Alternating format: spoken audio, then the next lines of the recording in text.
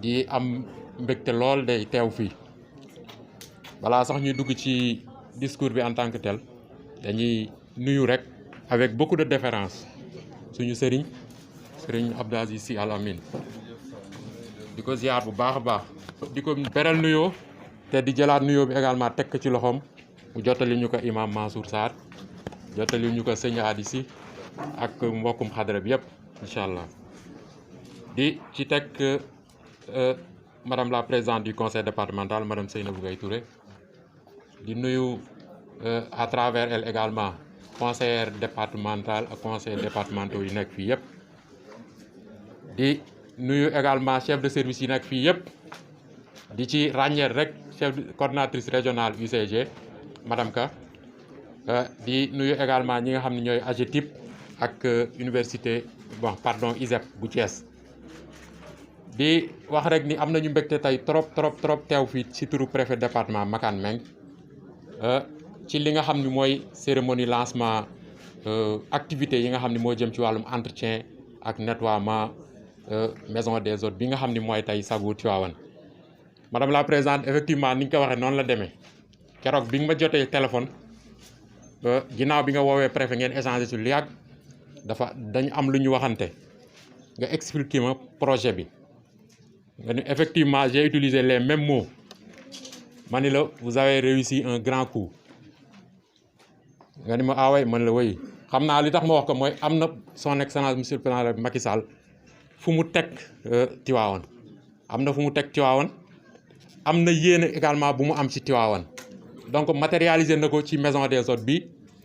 donc ñun bu ñu defalee parce que damay considérer sama bopp comme talibé comme on dit au delà même ñu baal ma ko nag au delà même des attributs dañuy nekk talibé ci kër gi donc mu nekk lu am solo bi nga xam ni présidente conseil départemental en tout cas conseil départemental Tivaouane yëpp jël nañ ñoom sur eux la responsabilité entretenir ak nettoyer li nga xam ne mooy maison des hôtes bi donc ñu def ko en parfaite intelligence ak service yi nga xam ni ñooy UCG comme ni ma ko waxee léegi muy AGETIP muy également ISEP mu nekk une collaboration intelligente mu nekk lu rafet donc ñun bu ñu dee wax ay symbole xam nga dëkk boo dem dafa am ci biir lu ñuy wax jargon bi ak côté attractivité lu ñuy wax ay symbole donc ci symbole yooyu tey jii nii ginnaaw grande mosquée ginnaaw mosquée sëñ Babacar Sy radiyallahu taala anhu lii nga xam ne mooy maison des hôtes tey dafa bokk ci symbole yi nga xam ne ñooy jox attractivité li nga xam ne mooy département wu Tivaouane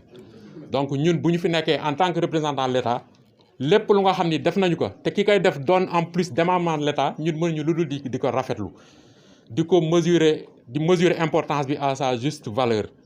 di vraiment di profiter ci occasion bu mel nii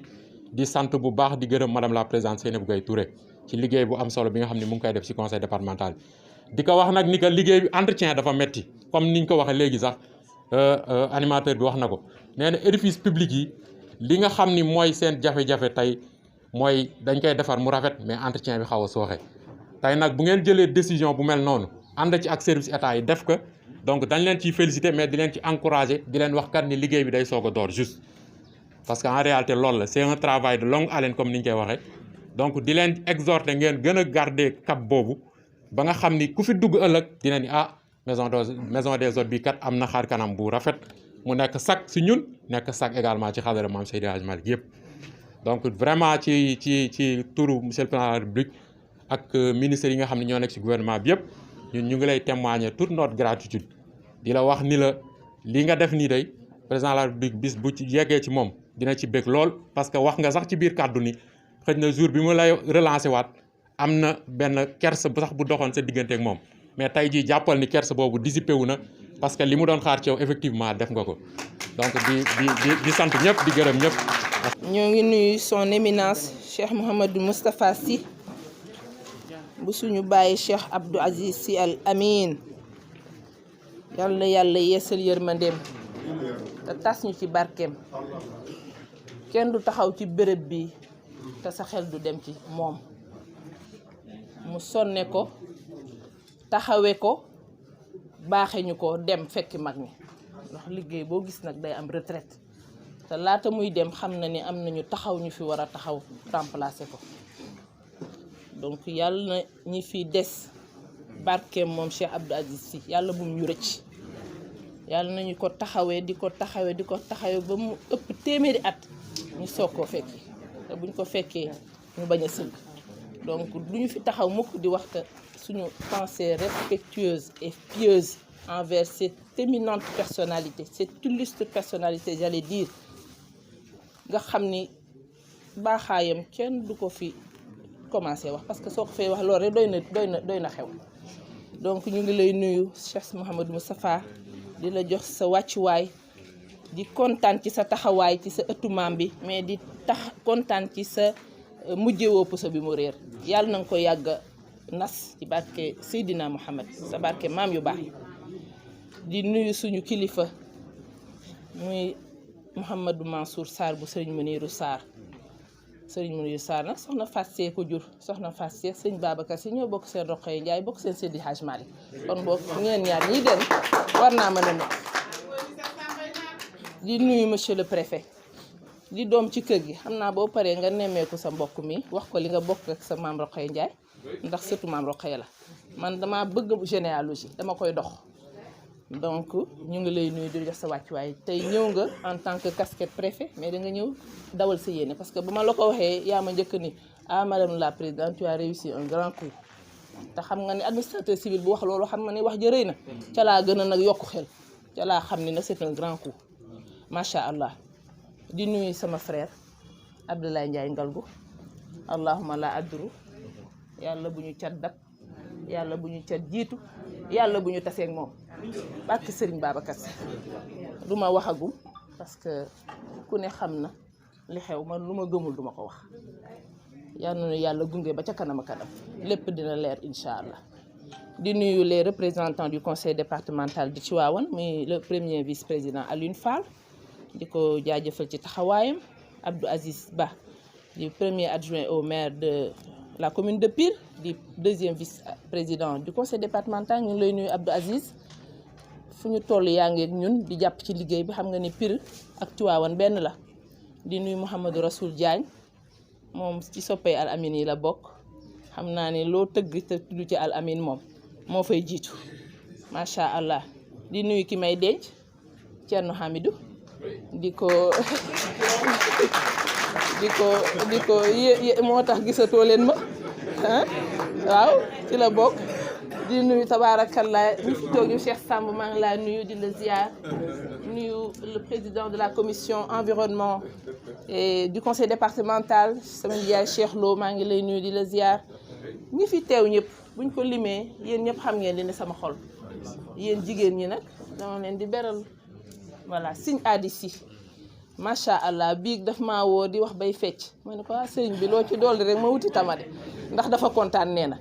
ndeysaan moom kër gi rek lay nooyee yal na yàlla yàggal taxawaay waaye nag looloo war a mën a ne. di nuyu jigéen ñi dama doon dégg Cheikh Mouhamadou Mansour borom daara ji mu naan jigéen mooy kirij ci oto waaye bi ma ñëwee ci suba ñoom laa fekk ñu fees fi dell te buñ ñu bàyyee sax ñu soli tenue defar kër gi man xamoon naa ne doo leen ma seetaan donc yal na yàlla yàggal seen taxawaay. di nuyu Abbas ak ñi mu àndal collège journaliste yëpp yéen ñëpp maa ngi leen di nuyu di leen ziar wax ji jarul la guddal am kilifa di fas yéene foo déggee ndigalam rek fu mu joxoñ rek loo ca mën a dagg nga dagg ca moo waral jotaay bi yàlla seede na ni su ma doonul woon président conseil départemental lu mel ni am ci ëttu Seydi Hadj Malick bii nga xam ne fii moom mi fàttali na ko Achoura bi ma njëkk a ñëwee assisté ko en 2013 Serigne Abdou di ko présider moom muy président daayira Muqtafina fi Abbayu Adjad xam dama koy fàtte donc mu ni mu may reetaanloo parce que saa yu ñu tasee mu reetaanloo mu ni fii lañ doon ànd man a moom di puuxee wax na dëgg fii lañ doon daw di fo dem kër yaa Fat Fay ak maire bi dëkkoon fii te santoon Njaay macha allah fii la ñu fowee donc war nañoo dem bu ñu demee ba Paris am fa Rolls Royce fii la ñuy dawale suñu xandal fi ñu doon dawale suñu xandal yi fii lañ ko indi donc ñun dañoo gëm ni xutbul watani minal iman du ay caaxaan donc bu ma doon woon dara fii am sikk-sikk ci ñu war a sol sama waddu sama sër ñëw taxaw ci laa war a bokk. ndokk nag ba ma amee outil boo xam ne ni institution la. beneen bi sëriñ Abdou ku ne xam na fii ni mu ko itteeloon ak fi mu ko tegoon te nit nag bët bu rusul toj fii bu doon nekk fii kii mi ngi def lu mu mën ñu ni ko sa alal lañu. man keroog dama koy sant moom laay sant parce que lii moo ma ci ñaaxaat président wax na ko fi mer na fi lu ne def na ko fi waaye bi ma ci ñaaxaatee ba ma sóobu ci man li ma ci am yow laa koy gërëme si Malick parce que boo ma deful woon njaboot doo ma ci interpellé muy namm ca yebu ca nag ku ma ca ba ma jël loolu laa defee tey. donc wax ji techniquement on a mis en place les équipes en charge de prendre cet épineux problème de l'entretien des édifices publics en charge. mooy dinañ ko commencer incha allah tey fas yéenee dem ba bufte di war su ma fi nekkatul sax dinaa ko bind ci sama testament bu ci yàlla àndee ndax bu institution bi yemoon fii ma jël ko en charge personnellement di ko def ndax doyu moom xëy keroog ba ma ko ne càpp jël Ablaye Ndiaye Ngalgou mi moo ci njëkk a yëkkati 500000 ni ma am dinaa la doy dama koy wax. ma dem ca Malick Gueye mu ne ma dinaa jënd stogu matériel bi koy defar pour 1 an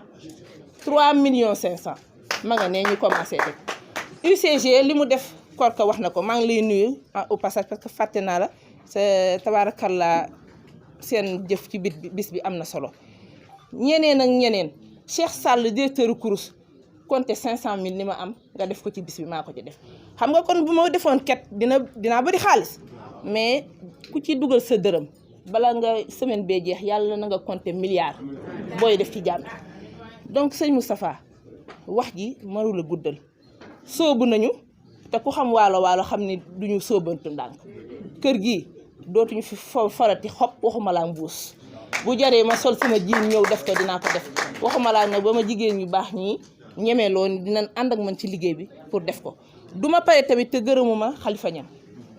dama bëggoon a bàyyi sax sëriñ bi gërëm la waaye nag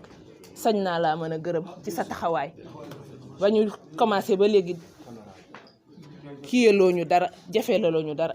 taxawanguñu zahiran wa batinan pour bis bi am kii incha allah bisu engagement la président sant nañu ko ñu ko doon waaj parce que xëy na jekkuwuñu ko woon mu santaat ñu ko ba xulli bëtam sax ndax wax dëgg yàlla duma ko fàtte jour boobu ndax damaa pare rek daal di ñibbi nag ndax damaa amoon tuuti gàcc ndax gor moom boo ko yeddee ci biiri nawle say biiri nawleen rek nag indil ko problème waaye nag keroog bi nga ma ci soññee si Malick nga indil ma opportunité une opportunité nag li tubaab yi wax nee nañ ça se saisit opportunité boo ko amee bokk la occasion opportunité la ñu wax bu amee rek saisiral duggal gëmm yàlla mooy eggale ci des te yàlla eggale na ko maa ngi sant ñëpp di gërëm ñëpp di wax jazakallah ni xayran di ñaan yàlla nañu koy yàgg a taxawee ci darajey Seydina Muhammad ak képp ku ci dugal sa dërëm yàlla na la ci yàlla yombalal wa axiru daawana alhamdulillahi rabbil alamin wassalaamu aleykum wa rahmatullahi wa barakatuhu